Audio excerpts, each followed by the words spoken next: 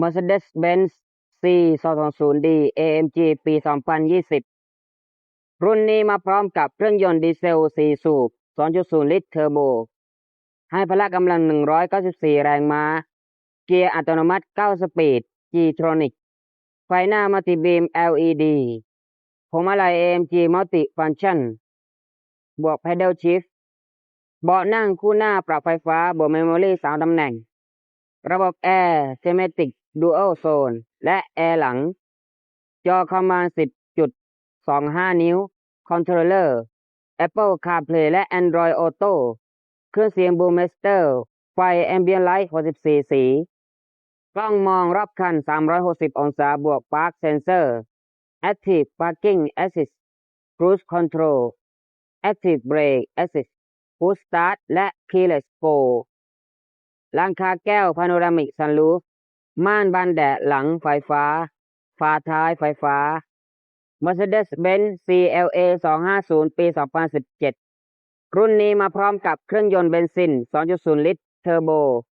ให้พละกำลัง 211 แรงม้า เกียร์อัตโนมัติ 7G พร้อม Pedal Shift ระบบขับล้อหน้า FWD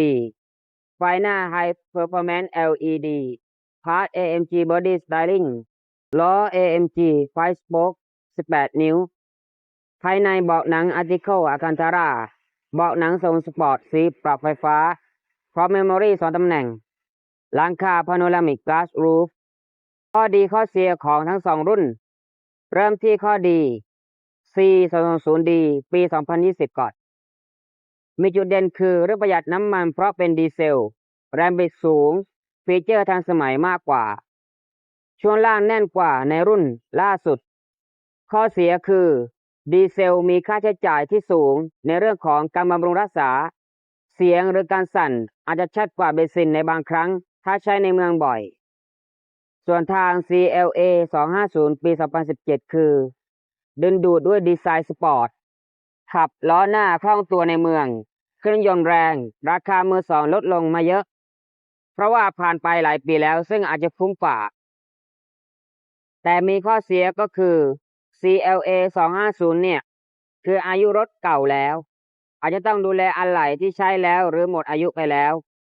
ฟีเจอร์ช่วยขับหรือความปลอดภัยเสริมบางอย่างเนี่ย อาจจะน้อยกว่าและไม่มีเลยถ้าเป็นรุ่นรองหรือไม่ใช่ออปชั่นเต็ม สรุป ทั้ง2รุ่นมีทั้งข้อดีและข้อเสียที่แตกต่างกัน ไม่มีอะไรที่สมบูรณ์แบบ มันขึ้นอยู่กับการใช้งานจริงของคุณมากกว่าว่า อะไรคือสิ่งที่คุณต้องการและสำคัญมากที่สุดครับ และถ้าเกิดคุณคิดว่าคลิปนี้มีประโยชน์ คุณสามารถกดติดตามจะได้ไม่พลาดคลิปต่อๆไปที่จะทำให้คุณเนี่ยไม่ตกเป็นเหยื่อ